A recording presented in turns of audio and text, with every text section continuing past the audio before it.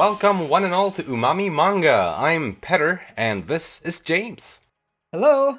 And today we're talking about The Golden Sheep, written and illustrated by Kaori Ozaki from 2017 to 2019. She had previously published The God's Lie in 2013, which is a manga that we have covered on the podcast before through a one-shot hmm discussion similar to this one. Um, Disclaimer right off the bat, we're going to be discussing the entire manga of The Golden Sheep in this episode today, so here's a spoiler warning for anyone who hasn't read all three volumes. Originally, I read The Golden Sheep about 3 or 4 years ago, shortly after I'd read The God's Lie. mm. And I remember clearly the nights when I read them, or when I read these volumes, because I bought all three, and I brought one with me to bed because I was just going to do some bedtime reading. And I got so invested that I ended up reading all three volumes in one go that night. Wow. Uh, Yeah. and that, yeah, so I think I felt almost immediately there that I want to do this for the podcast at some point. I guess I wasn't in a rush with it, but I think I had that thought almost right away. And here we are. Yeah, I could see that easily. And I think I had a similar experience where, you get into it and you just don't want to really put it down because Mhm. it's just really kind of juicy teenage uh chaos, no, teenage experience, and it's hmm captivating to read. Definitely. But yeah, yeah, I thought she did a good job of that. For sure. We could go into this later, but I just wanted to say off the bat that when I first read the ending, I was a little, I guess, not let down, but kind of shocked that was the end. Mm. I thought there was more, and it felt that it didn't quite deliver. However, my opinions of that have changed a bit in the second read through, and we will talk Mm. about that later. But that was in my initial reading, that was a feeling I had, and it didn't make me hate the story at all, but it did sour my opinion a little bit. Gotcha. Yeah, I'll look forward to hearing more about that later then. Yeah. But without further ado, let's dive into these characters because we're going to talk about them one at a time. Starting with Tsugu Miikura, a girl who likes to play the guitar, and she was close with her dad who taught her to play the guitar. They say a few times earlier in the manga that the dad is with the stars, which makes it sound like he's dead, but he was just in Tokyo. Well, I mean, I so guess I guess he was dead to the mother. Like he's dead to yeah, me. Like that yeah, kind of dead. yeah. Well, when the mom first said it, I thought that's kind of a weird way to put it. So I was kind of suspicious of it, but then they keep referencing it, and the other characters around them are kind of convinced that he died or something. So Yeah. I was definitely lulled into a false sense of security. Like, oh, they must, or he must have died. And then the reveal is that no, he's living his life in Tokyo apparently. Apparently. But yeah, Tsugu and her family left their hometown, the original hometown, when 6 years ago when they were younger, or when Tsugu was younger, and returned back there at the start of the story. 6 years have passed, and Tsugu reunites with her old childhood friends Sora, Asari, and Yuushin. And obviously, things aren't quite as they seem to Tsugu initially. Um, Right. Things have changed in this town. Do they ever specify what city it is? Maybe I don't know if I missed it, No, or maybe it's not clear. it's definitely a city up north. Not, but not maybe probably not all the way in Hokkaido. Maybe somewhere.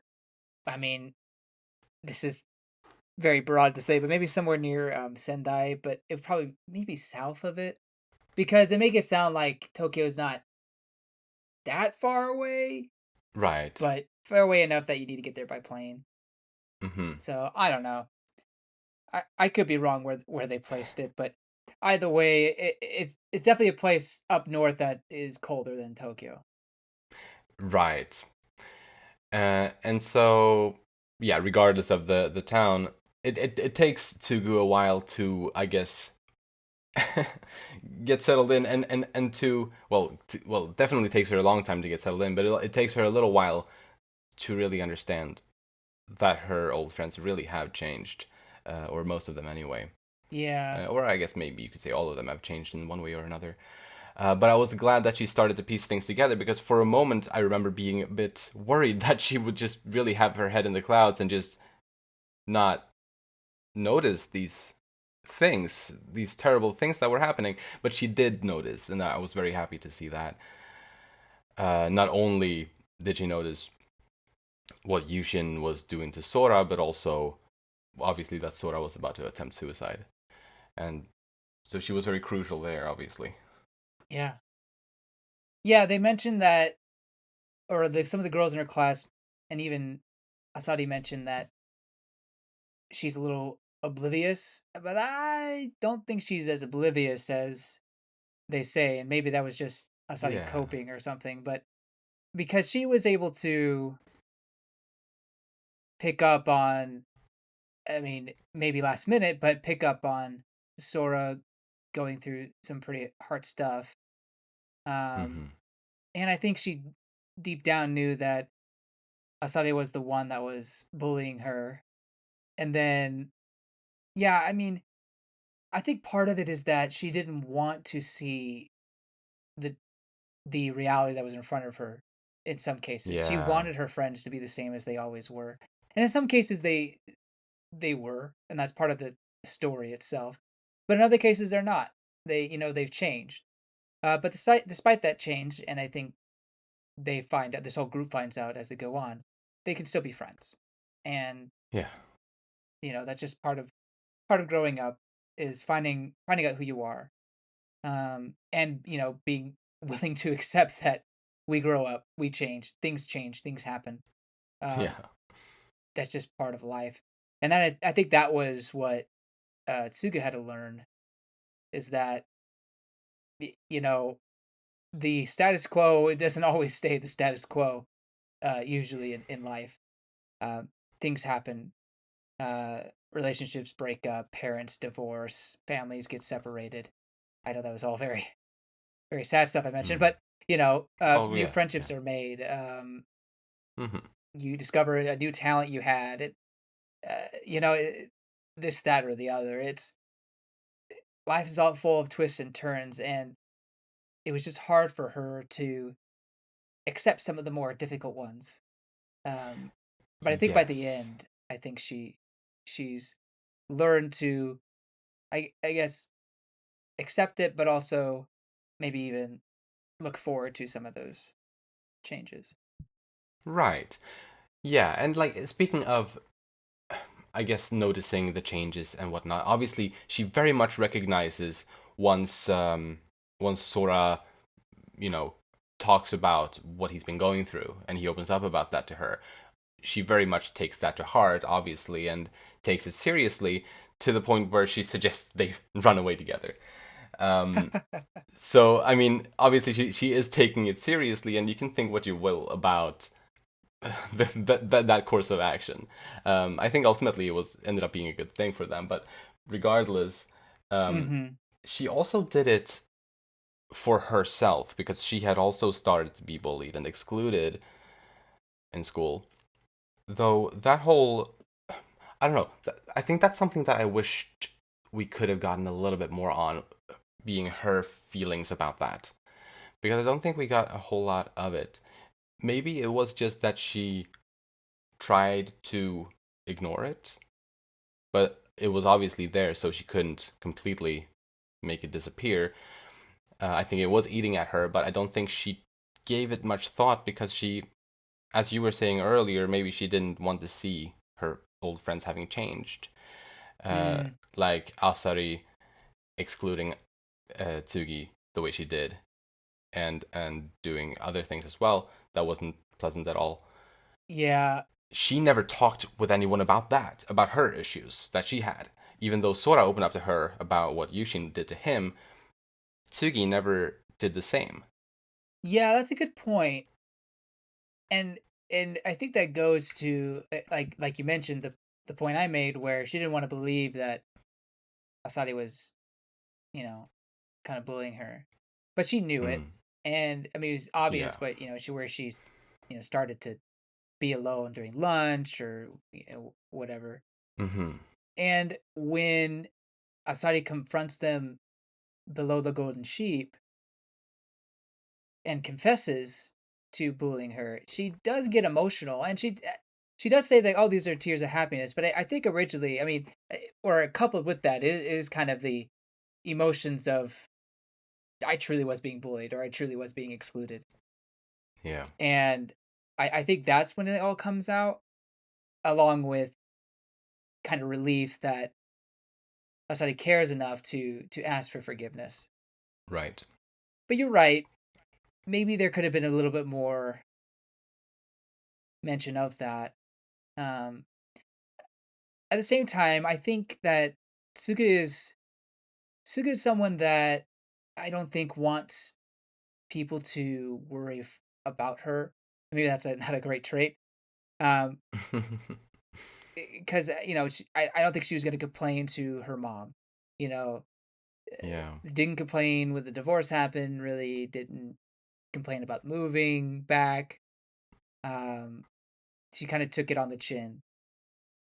And so maybe that was her philosophy through all this until one thing led to another, and she just made the brash decision to move to Tokyo, which I did think was a interesting choice.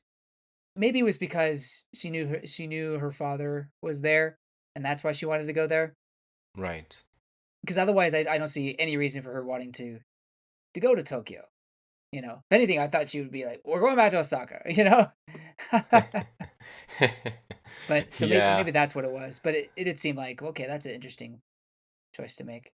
Although Right. I know I'll say that she did mention that there's a lot of kids who end up in Shibuya or some area of Japan Yeah. that are I believe it was runaways. Shibuya in Tokyo. Yeah. And I've heard of that, and apparently it's a growing problem in Oh. Japan where there's like a part of Shibuya where there's just a lot of runaways who end up coming to Tokyo for one reason or another.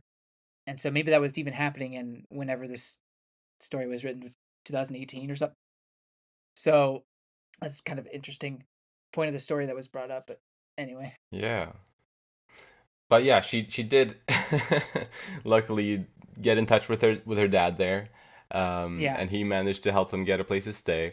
Overall, not a not a fantastic dad, but at least they seem to no, have a decent relationship with one another, and so that's nice. And yeah, we did see them kind of improve that even a bit more um, during her stay in Tokyo. So that was nice, all things considered. But yeah, um, I think there are very good reasons why her mom broke up with him. yes, oh, Yeah, yeah. absolutely. But uh, I guess he had his moments, I suppose.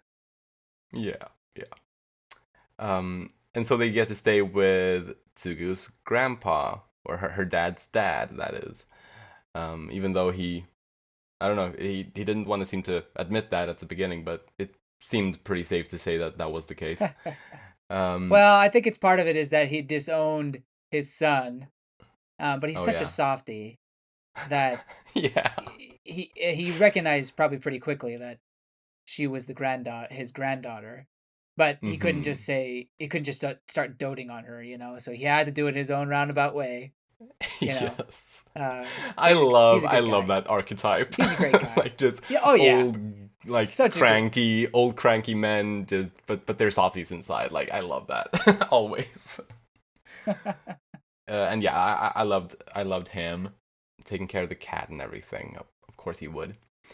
Yeah.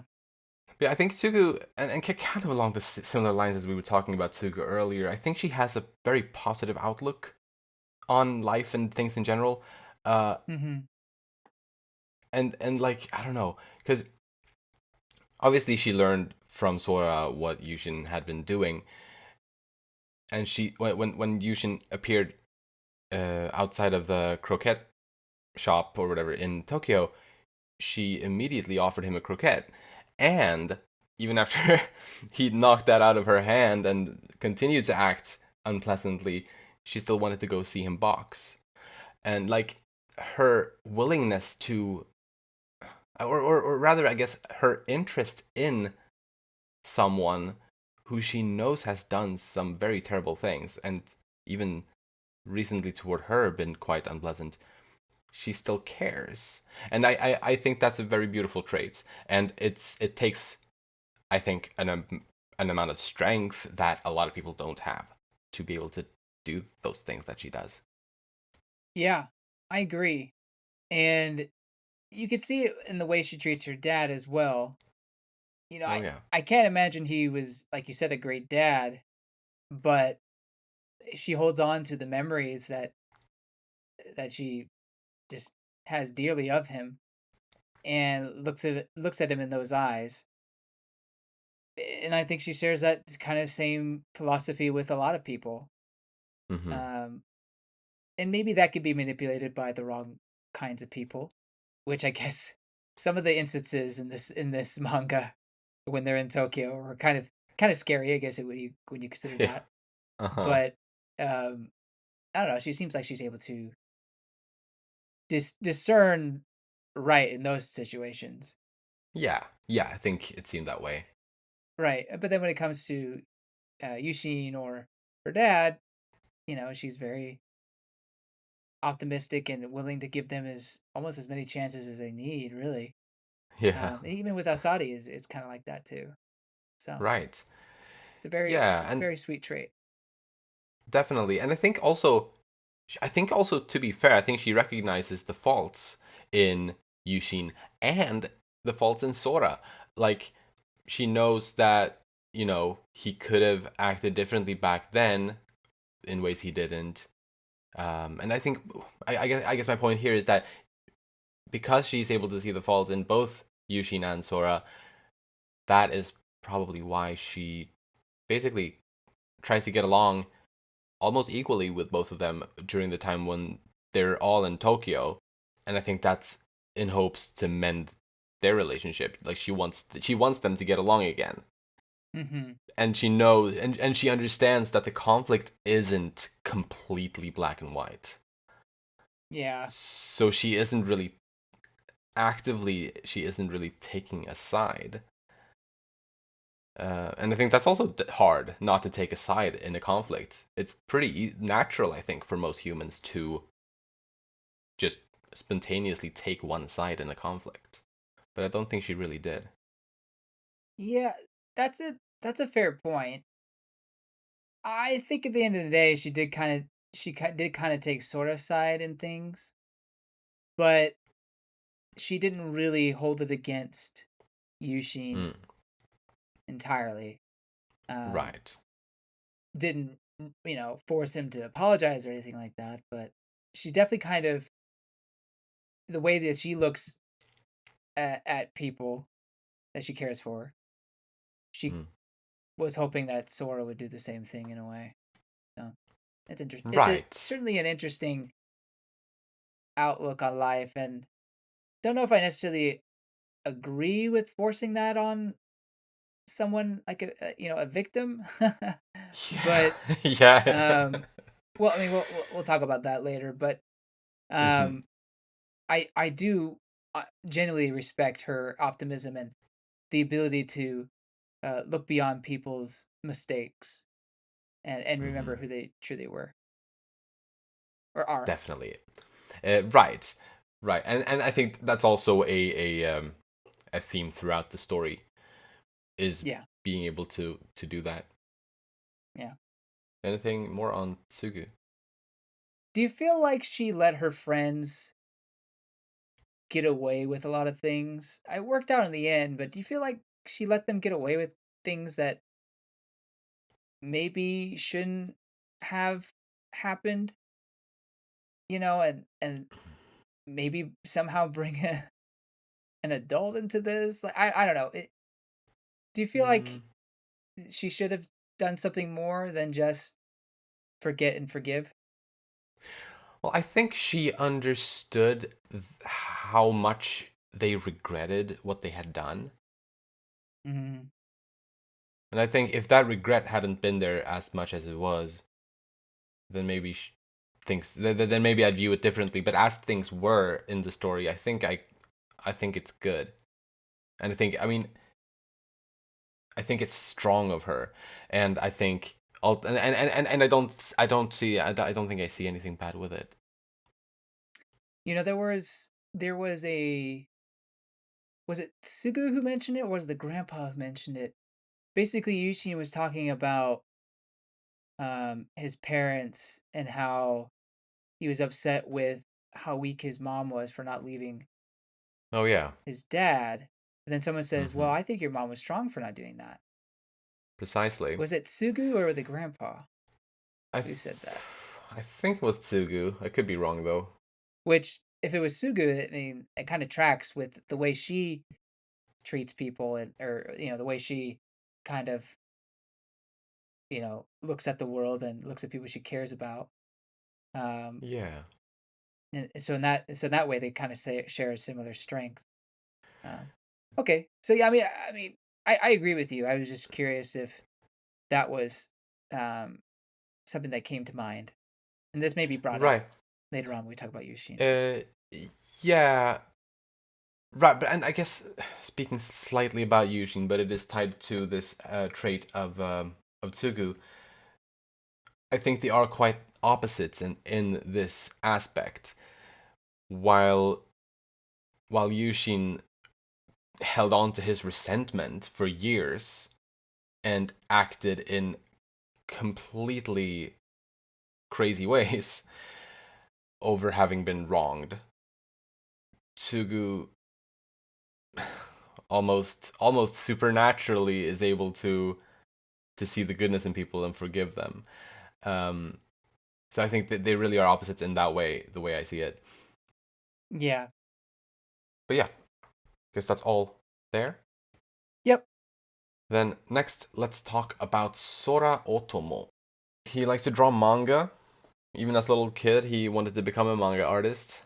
But in present day, he just considers it a hobby. I mean, he did try for that competition thing, but I don't think he was ever like completely like expecting that to become like a career.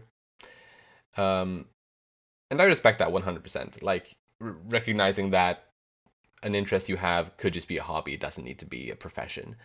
Yeah. Um, I think that's very sound. Yeah. But Sora is in the depths of despair when the manga starts. It's a little bit of a flash forward to his attempted suicide there, which luckily he was saved from. It was a rough read. It's just Yeah. kind of.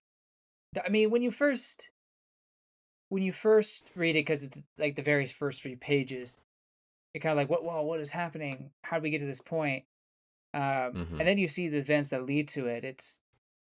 It's rough. It's tough. It's kind of tough to read, honestly. Yes, I agree. It is heavy.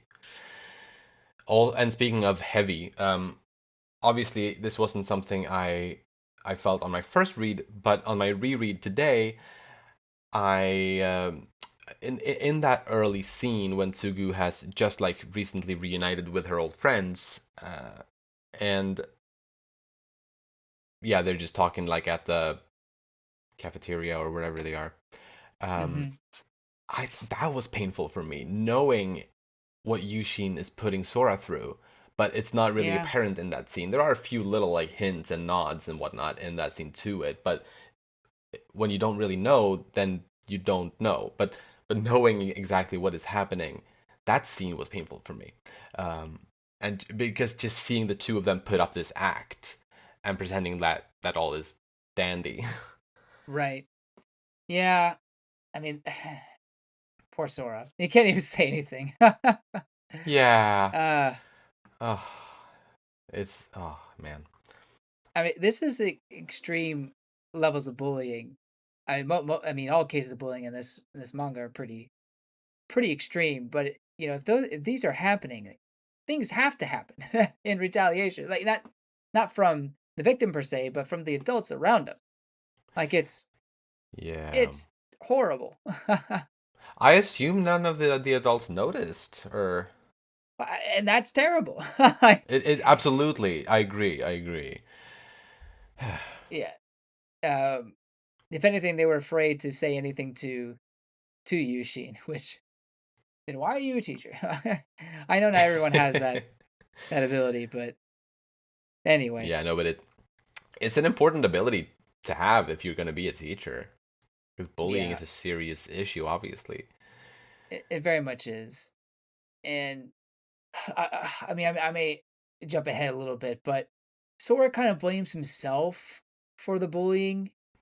Says, "Oh, Yes. I deserve it, because I wasn't there for Yushin," and that is not the case whatsoever. You deserve none of it. That responsibility No. is not on you. Now, Mhm. could you and should you have reached out? Yeah, I know it's hard. I don't blame you for not being able to do that, especially because it's just personality differences in the end.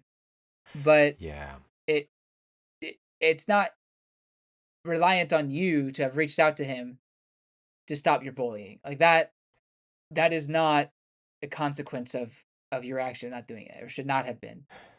No, Um, right. Right, precisely. He shouldn't be blaming himself, but I do definitely feel like and like yes, it is hard. Like in the situation that Sora was in when Yushin started to get bullied when they were younger, for Sora to do something about that, I get that that was hard and that he didn't really know what to do or how to act.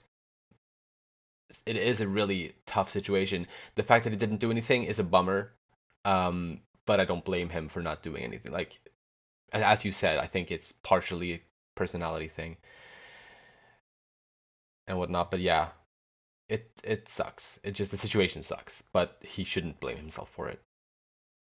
no, no, But speaking of what we were talking about earlier about how characters sometimes in the story may or may not be like trying to perceive one another in in their true ways or like the way they used to be, like that was I think the clearest, this is the clearest example of that with Sora, I think, trying to view Yushin as he used to be before he became the bully that he became, because they even have the flashback to their conversation about that when Yushin yeah, asks Sora to remember him the way he is now.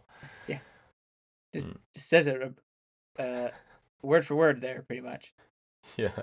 Yeah, and I think that's the overall theme of Sora and Yushin's journey is, remembering the person that Yushin used to be. And I Hmm. actually am all for that. I think change can happen to a person, and I mean, I think it does. I mean, we're all constantly changing.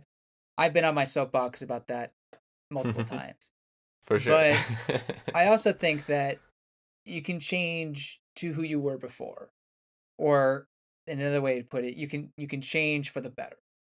Hmm. And so it's tough to see someone go through things, or tough. I mean, you know, being the victim of this physical abuse of someone you care about. Um, but there is something to say about remembering who that person used to be. That said, if we are talking about a domestic relationship, 9 times out of 10, we're telling the person who's being abused to leave that relationship. You know what I mean? Like we're not Yeah. we're not saying, "Oh, remember who they used to be." Like that is that's not Yeah. okay. um Yeah, no, that's a good disclaimer. yeah, it is kind of hard for me to Mm, completely sympathize with this message. Although I think it, mm. because of who we know Yushin is by the end and whatnot, I think it works out, but maybe not the greatest message to send out there to victims of bullying, especially to at the hands of those that you grew up with. Um, Yeah. Yeah, it's tricky. It's very optimistic and also, I guess, idealistic way to view things. yeah, and it also is dependent on the characters, right, and who they are.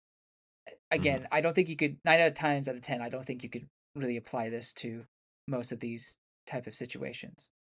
But that being said, I agree. It's an optimistic and I guess idealistic way of looking at um, life. But in that sense, it is kind of beautiful, and by the end, it does kind of go that way. Although they both say they're not going to give each other. I have a Yeah. lot to say about that when for Yushin's side, but All for right. Sora's side, you know, I don't blame him for saying, he won't forgive him, because by saying that and continuing being his friend or returning to be his friend, I think he is kind of forgiving him. Yes, yeah, Um, exactly. That was my thought exactly. I honestly yeah, feel like that heart-to-heart conversation that they had in that scene, which I think was yeah, very needed and a lovely scene that yeah, I'm very happy we got that scene. Um, I felt like they both apologized to one another. Like it felt that way to me, even though those weren't necessarily the words. It felt like that's what happened. That was the result of the scene, probably. yeah, Effectively, yeah, it felt like.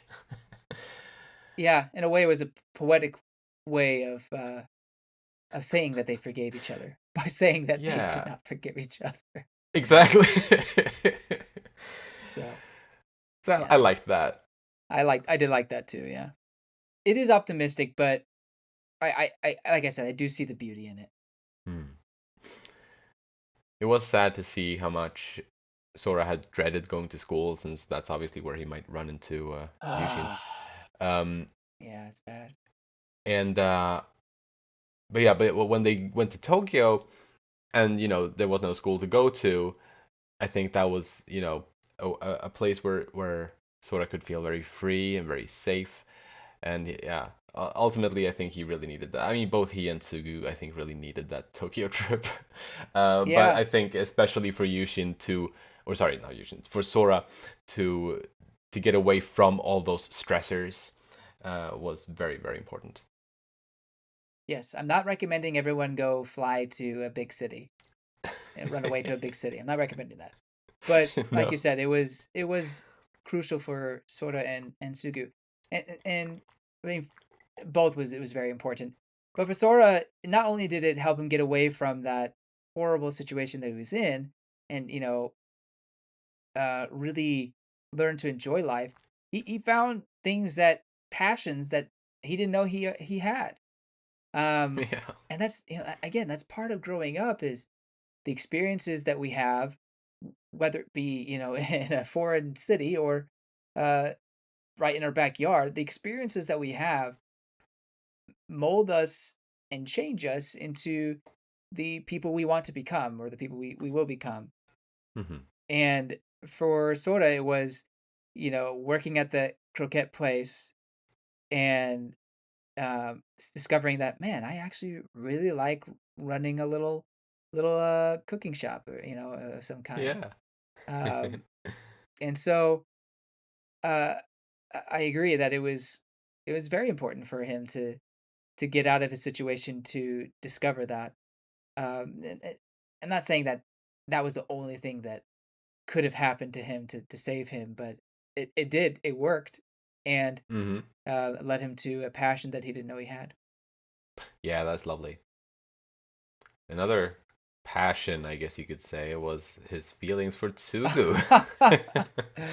That Yeah. started to grow during their time in Tokyo. I'm glad it wasn't a thing where which I mean, it's not I guess not the end of the world if he had a crush the whole time, but I'm glad it wasn't that. Where he was secretly always crushing on Sugu, but and it wasn't even really about looks, although I all the guys seem to notice certain things about Sugu. And I mean all the guys. But Yep. um the thing with Sorta was that he just kind of he liked the person who Sugu was, and Hmm. obviously she meant a great deal to him, saving him, literally saving him Hmm. from a very scary thing. And so that obviously that she means a lot to him, but just learning who she is and being like, wow, I really like being with this person. I don't know. I like that. And we read that all the time, I guess, in rom-coms, but it was nice to see it not be, you know, somewhat superficial just on looks alone. For sure. Yeah, yeah, no, it was definitely deeper than that. Yeah. One of the highlights in the story for me was when Sora finally stood up to Yushin in front of the Oh yeah, croquet store. that was pretty nice. I thought that was pretty awesome. And Yeah. I think by that point in time, Sora had understood that he doesn't deserve all the shit that Yushin had been causing him. Yeah. I Yeah. think prior to that scene, he may have felt more along those lines, but I think by that point, at least, he had come to the conclusion that no, this isn't right. Like I gotta stand up for myself here, and he does. And yeah, I thought that was lovely. And I think it also helps that he kind of let all those pent up feelings out to Tsugu um, when they were just Mm. talking on that hill. Just kind of explain the whole situation. Because I don't know if he had ever told anybody that he didn't go with uh, Yushin, um, or didn't talk to Yushin, didn't go with him to boxing when he Yeah, left. precisely. I don't So think so either. Yeah. yeah, and so being able to vent that to somebody, I think can clear your head, and and then everything else that after that, I think it helped him realize that right, I don't deserve all this. I can stand up for myself. Um, Hmm. well, and stand up to protect the my friend. Also, I meant to say this earlier, but I forgot. Just because you don't want to go boxing with your friend does not mean you deserve years of bullying. Those two do not No, correlate. no. I Not everybody has to go definitely. boxing. I Okay? think that part of it is like completely understandable. Like boxing is just not interesting to Sora. That's entirely fair. I Yeah. think I think the place where I'm not blaming him. I want to make that very clear. But Uh-huh. the part that I think he could have acted differently, Right. more specifically, is just in general being there for his friend. Yeah. I think Yeah. that's where he kind of goofed up. Uh, Right. but yeah. For sure. For sure. But yeah, the boxing thing, no way. Yeah. Can't blame him there. Yeah, I mean, at that point it was kind of a last hand reach or last effort reaching out of a hand for help Yeah. from Yushin to Sora. Um Hmm. but still it's kind of comical how that was the last time. And like, oh, so that's why he's getting bullied. Wow. No, but no, I get it. Mm, It truly it stems from just the weeks or months or whatever of being alone, and sort of not saying anything. It's tough. yeah. It's tough. Um, Hmm. my one of my favorite moments. I mean, that was a good one too, where he stands up for himself. One of my favorite moments is when he tells Sugu that she's not alone, which I totally forgot to mention in her subject. She was lonely, and that is one of the things that she learns is that no, she's not alone. Um, even though everything is changing around her, she's not alone. And Sora is one of those people who's there, who will be there for her as her friend, and maybe even more if things continue to go well. Hmm. Anyway, so I forgot to mention that for Tsugu. But for Sora, one of my favorite moments is that moment where he says, "I'm here, and I'm not going to confess to that girl because there's someone else that I like, but I'm not strong Yeah. enough yet." And he runs away, and then he's like, "I can't believe I do that." Um, but it's true. Why did I want to kill myself? It all starts here, and I don't know. I think Hmm. that's an incredible 180 turn from someone For who sure. wanted to end it all to realizing there's so much more that life has to give. So anyway, that was my favorite moment, and then the comical saving the woman who was just trying to get her phone. I mean, Yes. that's Yeah. I would die of embarrassment at that point, but Yeah. um, Oh, that was very it good. kind of helps to have a friend like Sugu there to laugh about it afterwards. Although they didn't get much time to Yeah. laugh at it, but anyway, Right. Well, yeah. Great. Well, do we have more on Sora? just something funny that the grandma says. Oh, Sugu kind of looks like that character Sora loves. Grandma, Yeah. no, don't. Although I don't think Sugu took anything from that. she the world of anime and manga is very foreign to her. I Yes. don't get it, but it looks great. Yeah. But it is true. Like I did also think that she looks a bit like that Mariria heroine. Yeah. I guess Sora has a type. Especially when she wears the battle armor. And I'm just kidding. All right then. Next, let us talk about Yuushin Kashima. In grade school, he was class president and seemed to have studied really hard, got really good grades. But then his dad, a city council member, was arrested for child prostitution. Gross. Uh, yes. And that led to Yushin started to get bullied. Very sad and unfortunate for him, obviously. And since, as we were kind of talking about earlier, since Sora didn't do anything to help Yushin, and during that time, Yushin started to resent Sora. And in present day, he's viewed as a bad boy by his classmates. And the things Yushin does to Sora are, I think, not justified whatsoever. Abhorrent. I don't like it. Yeah. I mean, And on the verge of killing sometimes. For example, when they were kind right. of forcing him to swim to the other side. I mean, if he's not a good enough swimmer, that could kill him. Yeah, and they even went after the little dog. Oh my gosh. Scumbags.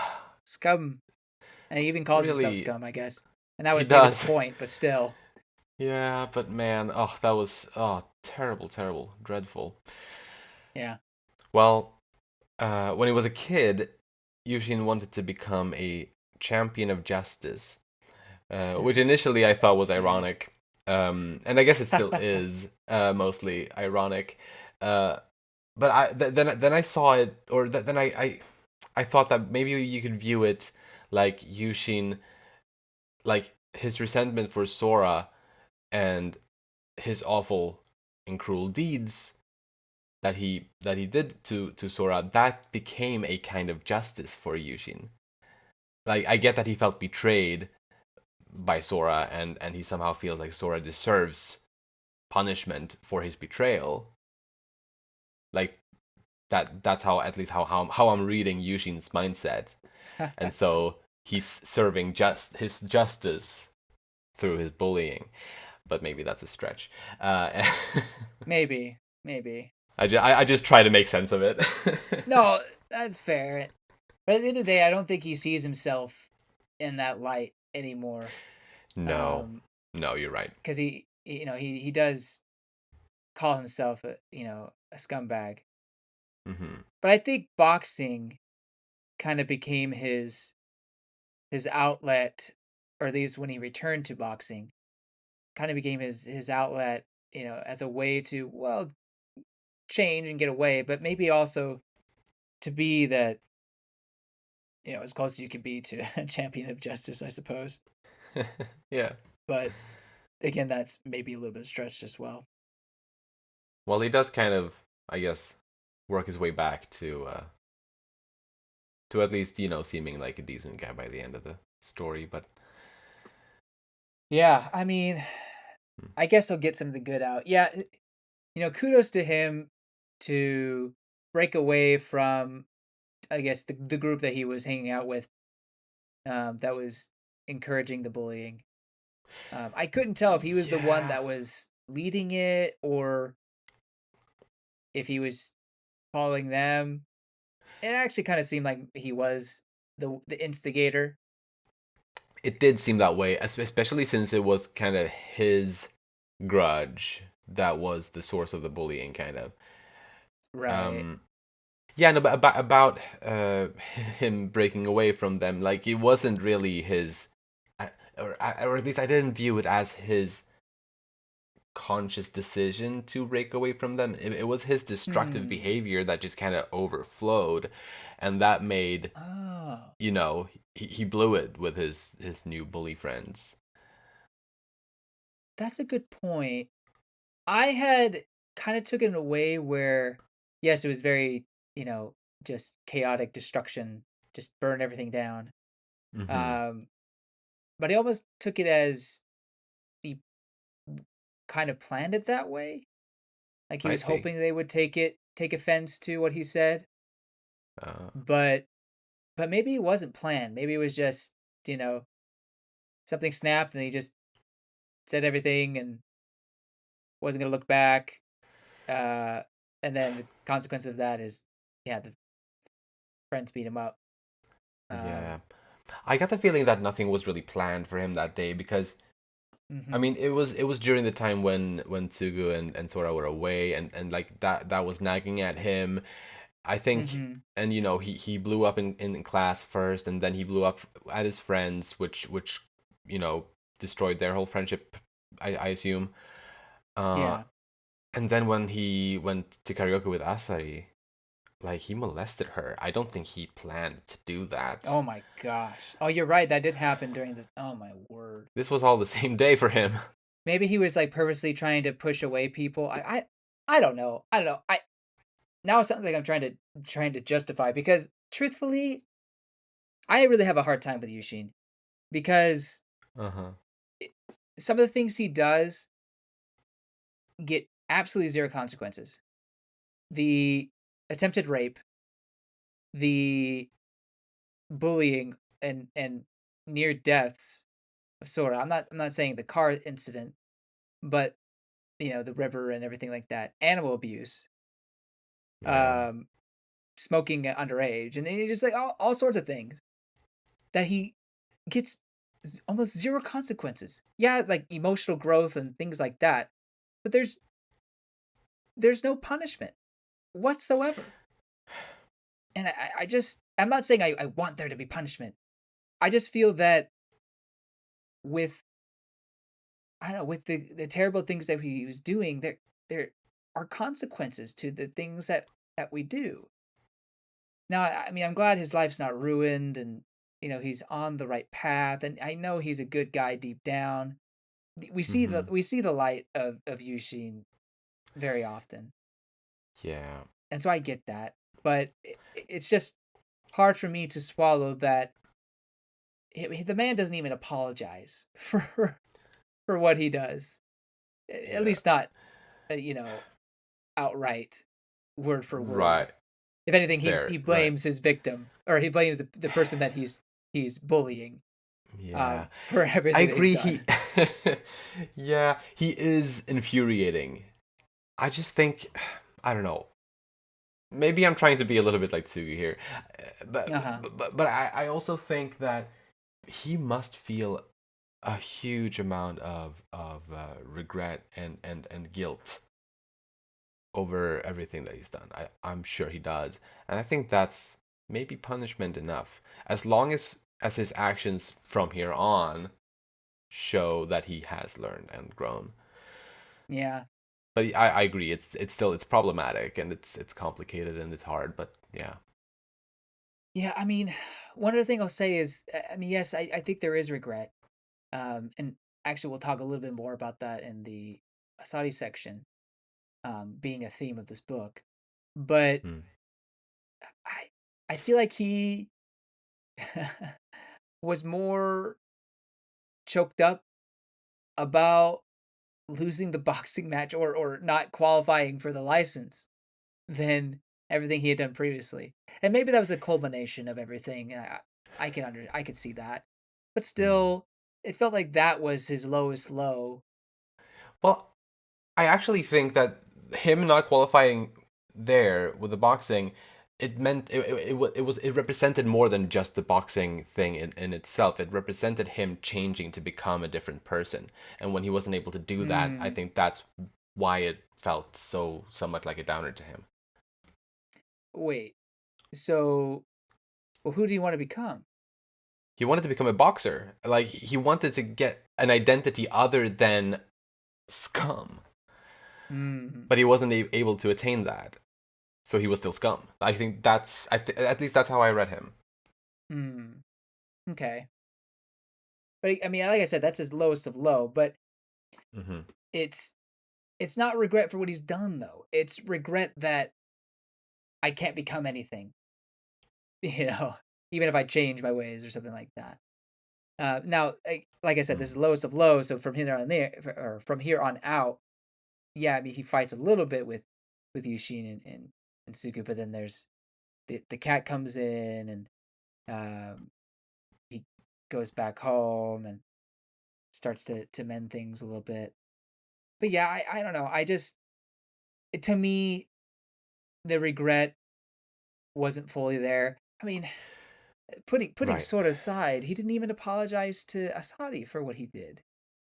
They No, just you're kind of right. don't acknowledge it, you Yeah, know? and that's fair. I could agree. I can agree there. Maybe maybe I'm just trying to like headcanon wise just kind of imagine that he did apologize, in other scenes Yeah, that weren't depicted. But obviously I could see that. there isn't evidence of that, so obviously we Right. can't say that for sure. And similarly, his mind monologues or whatever, they don't necessarily depict his regret either. But I just feel like if he is even a half decent person, he does feel a lot of regret. But I don't know. Yeah, and I do think there is some regret there. Like I think during each and every instance of bullying, it does seem to be eating at him a little bit, but he just kind of ignores it. Yeah, Yeah, and I can see there being reconciliation between the characters behind the scenes. So I'm not necessarily as hateful. I when I was looking at the series, I read some comments about Yushin and how people were ah. just kind of appalled at him, and I was like, wow, that seems a little harsh. Then I read in, then I read the series myself. I was like, oh, well, maybe they have a point. That said, I'm not all the way there where I think this person is irredeemable Mm, because, as I said earlier, I do believe people can change, and I think Yushin by the end is certainly someone who has corrected his life, course corrected, mm, um, and wants to be a better person and feels like he can become that. Um, and I don't think it would have happened without the friend group that he has. So for sure. um, I think there's if you don't think too deeply about maybe some of the circumstances or things that didn't happen, but you think about the overall message of you know um, friends knowing who you truly are and being able Mm, to change and not letting the choices of others around you define who you are. AKA his dad. One thing that I didn't mention though is he is also himself a victim of bullying, not from Sora or any of his friends, but from the people. Well, I guess close friends or the friend this friend group, but from the people in his class. And this goes back to the teachers, where teachers didn't do anything, didn't notice anything yeah. when Yushin was Mm-hmm. bullying. They also didn't notice or kind of ignored the clearly the bullying that was happening to Yushin Yeah. when the story about his father came out. And that definitely seemed more obvious. Right. Surely the teachers saw the news and knew about his dad, the politician. Yeah. Yeah. Um, and so they need to be aware of the kind of effect this could have on a kid and maybe even not address it to the whole class, but just watch out for it. But Mm-hmm. man, you wouldn't really have much of a story if everything would happen perfectly, right? Yep, that's true. Yeah, I mean that's kind of the whole instigator of the entire plot of this manga is Yeah, that whole incident there. yeah, yeah.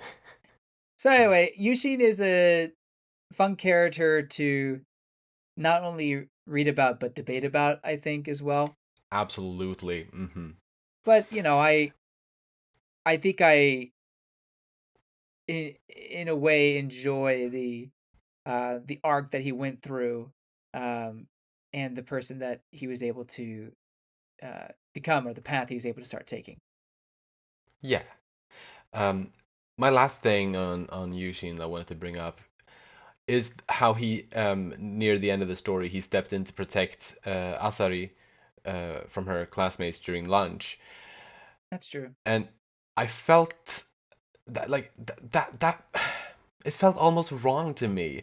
I was like who is he to stop someone else from bullying when he did plenty of terrible bullying himself not that long Yeah. ago? Like it felt strange. Ultimately, you know, it was a good thing he did there. Yeah. Um, but yeah, I don't know. It's a bit conflicting for me. Yeah. Yeah, I'm there with you. Although to the point where I mentioned he didn't ask for forgiveness to Asari, in a way, I guess standing up to her and stopping the bullying, I guess that's his way of apologizing. Although I don't know, doesn't really, maybe that doesn't really work. Uh, I guess with Yushin, it's actions speak louder than words. I Um, suppose. but I gotta say, words go a long way. Words Yeah. should be the first step, and then actions follow. Uh, Yeah, yeah. but anyway, All right. Well, that's all for Yushin. that's it. Then let us lastly talk about Asari. As a little kid, she was apparently in the hospital for a long time and thus missed out on some things. One of which being when her friends buried their wishes beneath Yeah. the golden sheep. We also learned that she's had feelings for Yushin since they were little, and she starts to view Tsugi as a competitor because she thinks that Tsugi is interested in in Yushin as well, even though that's not the case. Yeah, that kind of stuff's not really on Tsugu's mind per Yeah. se. Although she did seem kind of upset when sort of got that confession letter. I don't know, Oh yeah. but point of the matter is that she wasn't viewing Yushin in that light whatsoever, and Asari made assumptions. Precisely, and these assumptions, largely these assumptions, yeah, did lead to Asari resenting Tsugu on some level, which escalated into bullying and exclusion. Whew. The real bad guy is the other friend of Asari. I forget her name. But she was the one Uh-huh. who suggested they exclude her. Yeah, She's the instigator here. she was Asari is obviously still to blame here, but yeah, no, Yeah, she did instigate it. very much so. But I feel like a difference comparing Asari to Yushin, who like I feel like they are the two, you know, friend characters who also do bullying in this story. Um, but a pretty distinct difference between them is that with Asari, it's clear from the beginning, and I think throughout, that she doesn't feel great about bullying. She still does it, and she still continues it, sadly. But I felt like it was still pretty apparent that she didn't really enjoy doing what she was doing, and Yeah, I mean, that's fair. But she did do them. she Like, for sure. Like it doesn't excuse it necessarily, but it yeah, did. It's still a difference where I can buy her I mean, she straight up did apologize at the end. um, right. Yeah. and I don't And it know. was heartfelt. Yeah, She is absolutely. easier to forgive. I also think she would have also apologized in the same manner, especially after understanding all the assumptions she made were wrong. Hmm. That even if she wasn't bullied by her other friend, she Yeah. would have done this apology. I feel like that just kind of escalated it all. Yeah, right. Um, It was very but strong karma there. Like yeah, for sure. she was bullied in very similar ways that she had bullied Tsugu. Yeah, that was sad for sure. Mm. I did think the time capsule where they tell her, well, they have a time capsule, we can't open it, we can't tell you yet. And then the payoff of finding out what was in the time capsule was just chef's kiss. I thought that was a very, very nice little Hmm. moment there. Right. Oh, it was so And then touching. comes right, and then comes one of the crucial lines of this book. Um, Youth is made of regret. It's a little, maybe edgy, but it's there's truth in there where I think we all kind of make careless mistakes, um, and careless decisions that in the end maybe we didn't want that to happen whatsoever. And part of life is learning from those mistakes and learning from that regret. And so I kind of resonated with or that resonated with me, and I feel like a lot of these characters here have that. Although Tsugu probably, I think Tsugu's like the one character who didn't have anything she was really regretting per se. Yeah. I did think about that as well. And everyone else, whether justified or not, had regrets, Hmm. or whether they acknowledged Yeah. it or not, had regrets. Um, so Right. yeah, I did like that message. Yeah, yeah. So yeah, yeah, she finds out that their only wish was just for her to get better. And she confesses to them once Tsugu and Sora come back home. She confesses that she dug up that box and apologized. And yeah, that was great. And I actually especially loved Tsugu's reaction to the apology in that scene. How I think she understood right away that the fact that Asari did apologize means that Asari doesn't hate her and that Yeah, she does want to be friends with her. And that's how yeah, she could kind of, I think, buy the apology and accept it so quickly. And I yeah, really like that. absolutely. I mean, just another sign that she's just so forward-looking, optimistic, and forgiving. Yeah. And then honestly, it, again, it depends on the situation and the person, and there are consequences for our actions.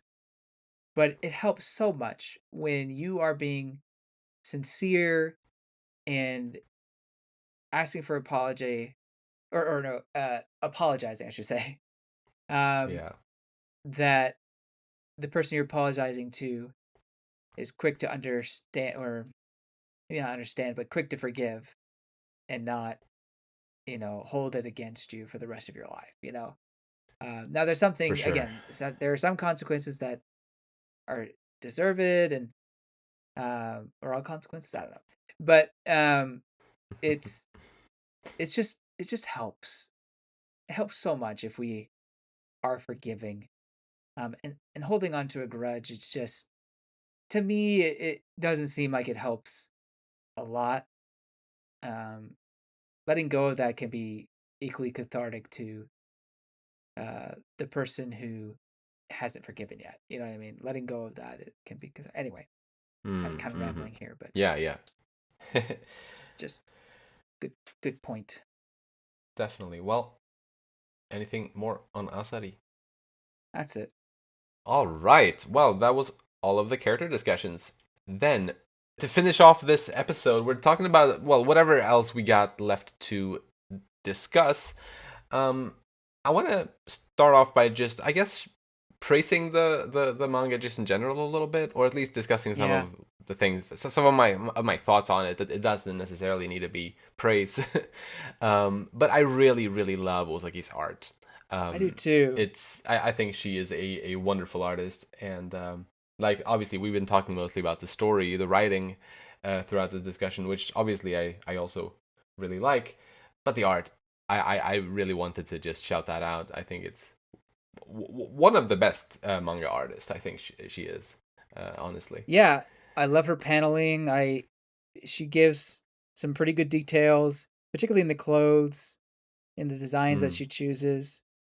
Yeah, I'm looking at some of the figurines and the manga that sort of watches or reads.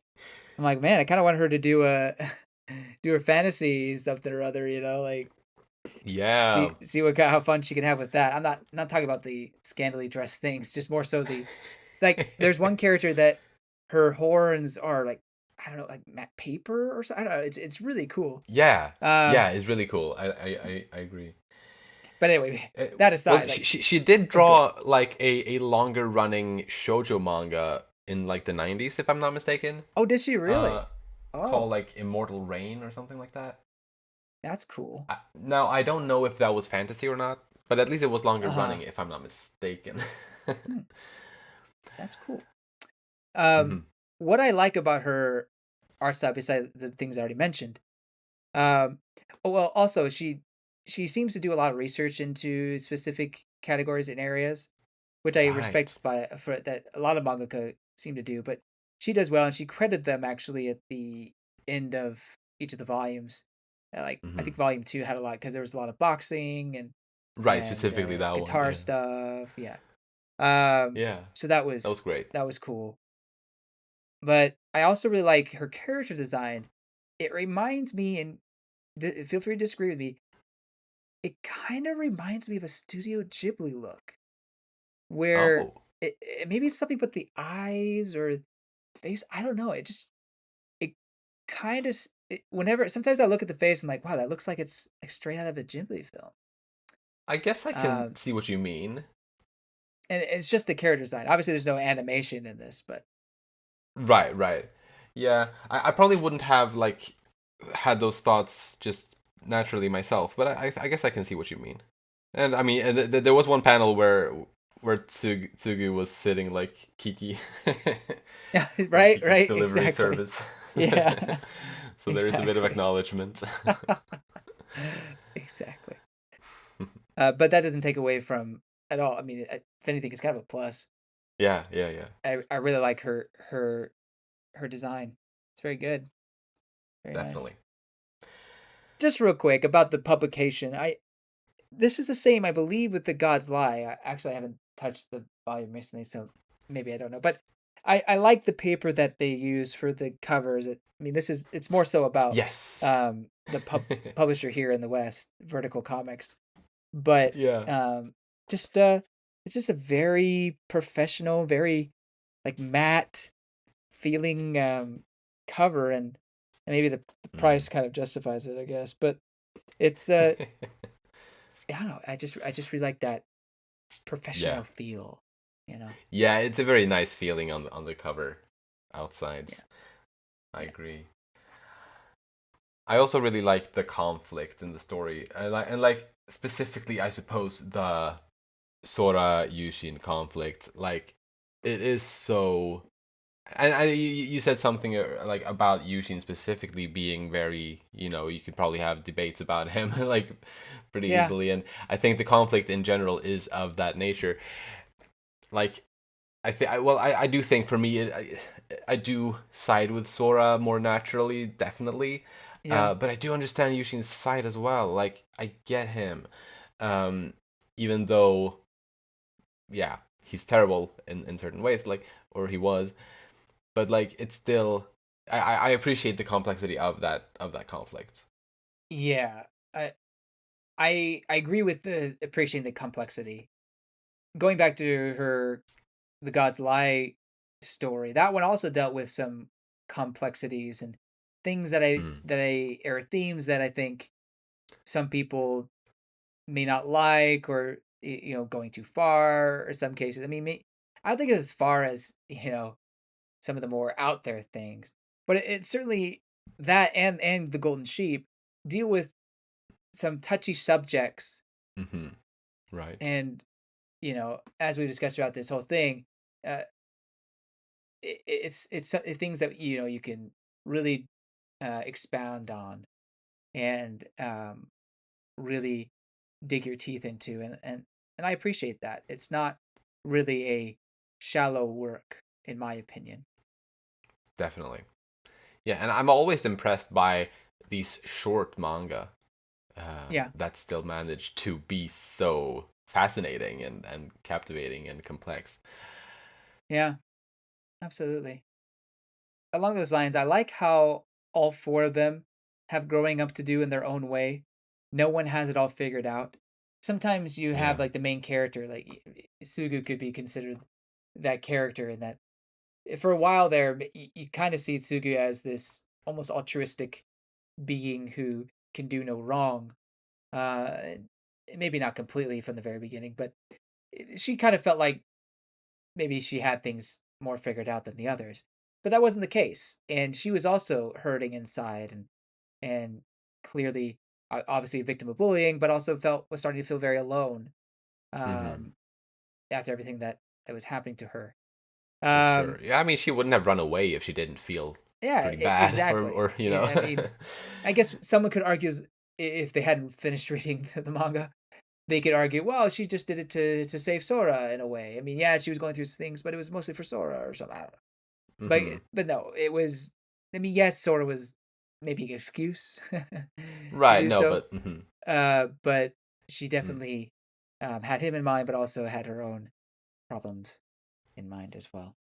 yeah. And of course, all three of the other three have their own growing up to do as well. And that was just kind of the theme of the story. And Yeah. um, going along with that, I really like the throwback at the end of Volume 3 to the streamers from when Sugu left. You remember how Sugu left in a car and she held on to one end of the streamers and her three friends held on to the other, and it snapped as they drove away, as Sugu drove away. Oh yeah. Well, at the very end of Volume 3, you see that all Mm. four of them have a streamer that they're, running towards the future holding. And I when I first read it, I didn't get it.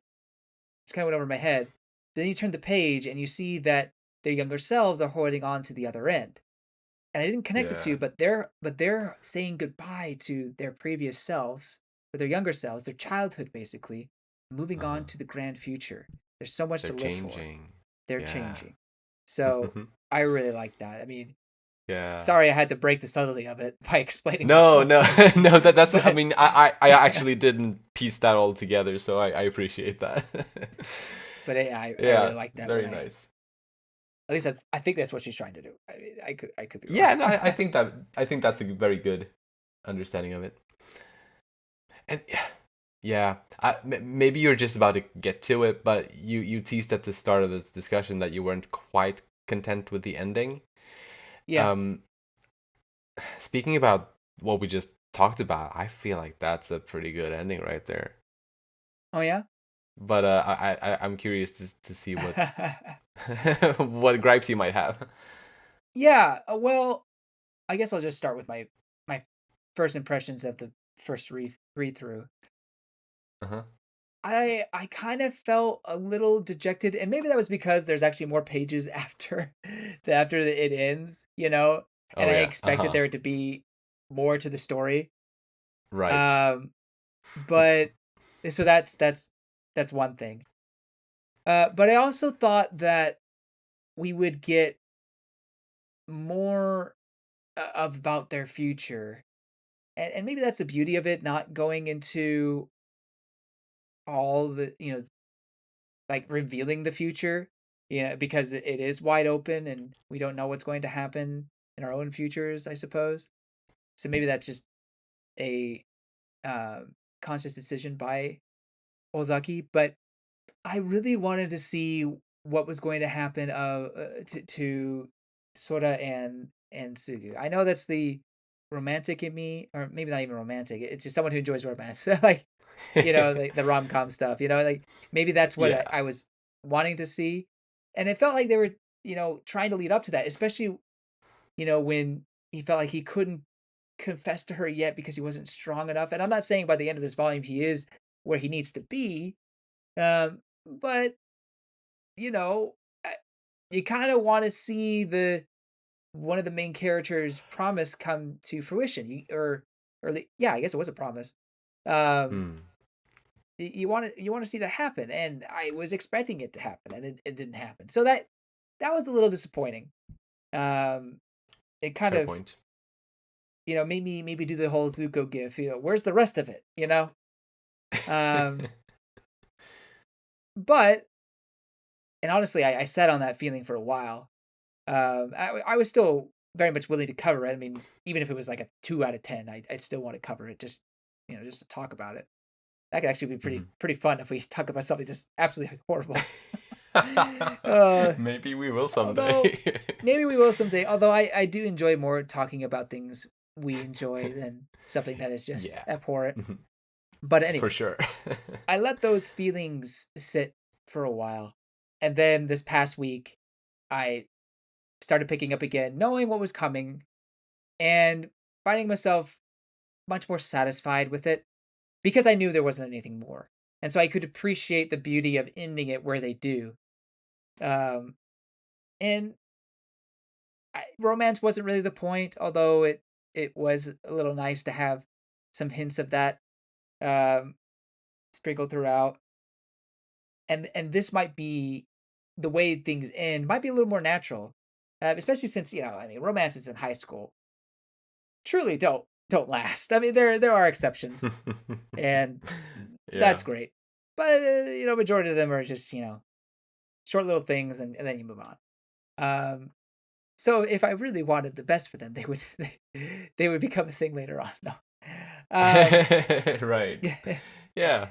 no, but I think let them grow, enjoy high school.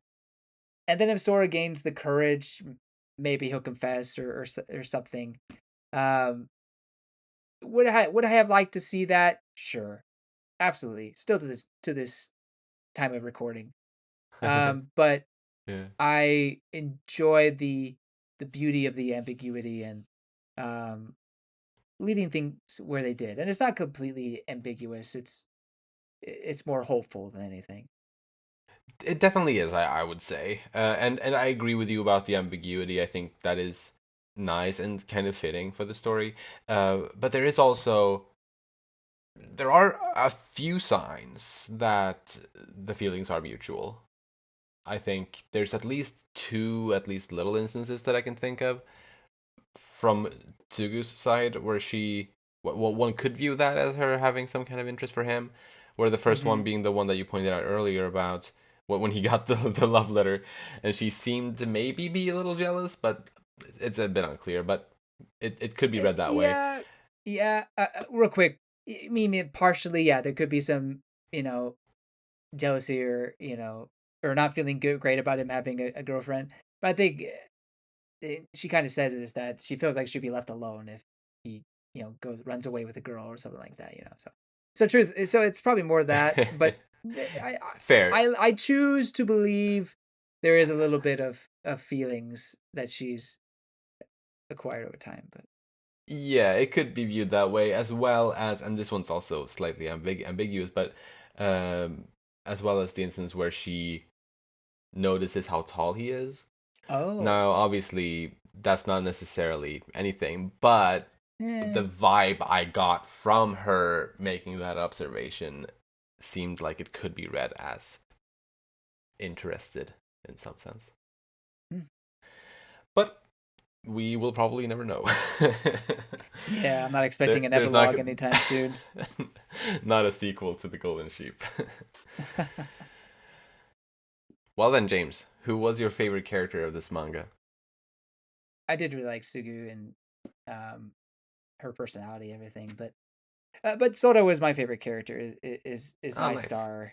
Yeah, I think just his growth is so satisfying to see, and he's someone that you could easily cheer for. I mean, he's at the lowest of low in his life.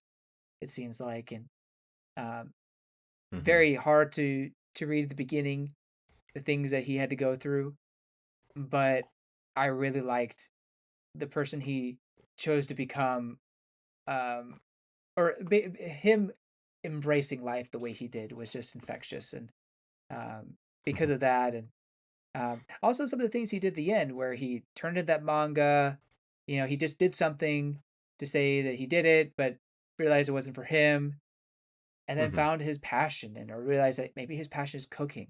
I don't know. There's something just really likable and maybe even a little relatable in some sense. So Yeah, for that, I chose Sora. wonderful. My favorite was Tsugu. Oh, And I mean, I've praised her a lot already, I think. that's true. I mean, yeah, her strength is incredible. Like, yeah. Um, but yeah, I love her positivity in spite of all the difficult circumstances. and her free spirit. Yeah. And I think she's the perfect character to carry the story of this manga. She did that Yeah. wonderfully. She did. She did. I love seeing her play the guitar on stage, even though apparently she can't sing. But that was really cool Yeah. to see. Yeah, that was very fun. I also, speaking of, like, she was very much, she got a lot of compliments on her ability to play the guitar. Hmm. But immediately, even from the guy who like is in love with her, and his thought he was okay, she sucks at singing. So I think I think that means it truly means that she was really good at guitar. Yeah, Um, and really bad at singing. at least. Yeah. And how do you rate this manga on a scale from 1 to 10? Oh, yeah. That's a tough one. I've been trying to be a little more tough on how I rate things. I think I would give it a 7. And that's good. It's close to Mm-hmm. being an 8 for me, but I think I said a 7. It's a manga that I would definitely read again. I mean, I've read it multiple times, but and it's something I do think about and enjoy. Um, oh gosh, I'm kind of talking myself into giving it an 8 now. uh, Fine, I'll give it an 8 because I Ooh. do enjoy these characters for either being characters I really enjoy or characters that I just not love to hate, but frustrate me in various Yeah, it ways. makes you feel things. It makes me feel things, and that was really what put me over the edge to give it an 8 was if a manga makes me feel things, that's that means something, and that usually pushes Yeah, it past a 7 for me. So I'm giving it an 8. sounds good. And real quick, how does this compare to your rating or your, I guess, enjoyment of The God's Lie? Oh, I think I gave that an 8 as well. How would you compare them to each other? Do you have a preference? I think that's part of the reason why another reason why I gave this an 8 because I think I do slightly enjoy this one more. Uh, God's Lie I do enjoy, but I think the Hmm. characters in the Golden Sheep are a little more. I've been using this word a lot in this podcast. Infectious, Oh yeah. just fun to read about. Particularly Tsugu. She's not again. Hmm. Sora is my star, but Tsugu is an easy close second. Um, and Yeah. I don't know. She's just such a fun, shining character in this manga, and not just that, but also the moral conflict that's in the story. While it's definitely in the God's Lie. Uh, I guess because it's a longer story, there's more explored here in the Golden Sheep. So, anyway, For I feel sure. like Yeah. I give this the edge. Sounds good. And my thoughts are quite similar to yours actually. My score for the Golden Sheep is a strong 8, and it was always an 8. Even my first time reading it. Uh-huh. uh, but the reason I mentioned that is because The God's Lie, I also do have rated as an 8 out of 10, but it is a weaker 8. And I do remember when I initially read The God's Lie, I did rate it a 7 out of 10, but it went up to an 8 out of 10 on my reread for the podcast. Hmm. Um, so yeah, they're both 8s, but yeah, I do also put The Golden Sheep a bit higher. Yeah. And Kaori Ozaki does have a third short seinen manga called Dogs and Punching Bags, I have thought about getting that. which is one that I would like to cover on the podcast at some point. Obviously, Uh-huh. not ironing anything out, but Sure. I think since we've been enjoying these two, I think we would enjoy Dogs and Punching Bags as well. Uh, One day. But yeah, thank you, listeners, for listening, and let us know who was your favorite character in this manga and how do you rate it. And if you read The God's Lie, how do you compare the two? And also, let us know your takes on the conflict that's depicted in this Yeah. story. I think that would be I very would fun love to to. hear all of your thoughts on Yuushin. What a guy to talk about. Absolutely. And so I guess with that, the episode is over. Yeah. If you enjoy our podcast, please share it with your friends. You'll find links to our social media in the description, and you can support us by rating our show on the podcast platforms and subscribing to our channel Umami Manga on YouTube. Thank you so much for listening, and we'll see you next time when we'll talk about something else. Bye-bye! See you later!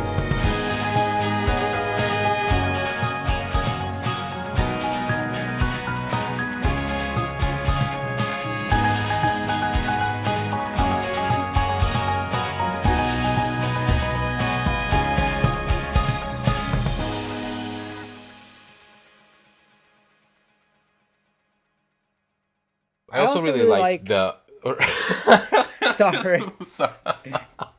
That was just really funny. We said the exact same thing. Exact same thing.